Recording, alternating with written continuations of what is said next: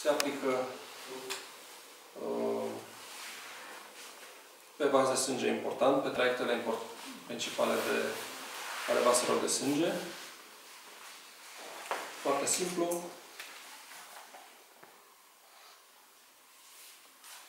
Aici este mai puțin probabil să prindem un vas, pentru că sunt o grămadă. Este și asta, și astea, și astea. Și atunci venim sus. Aici. Se aplică, se pune vașa respectivă. Asta este rămână mai mare.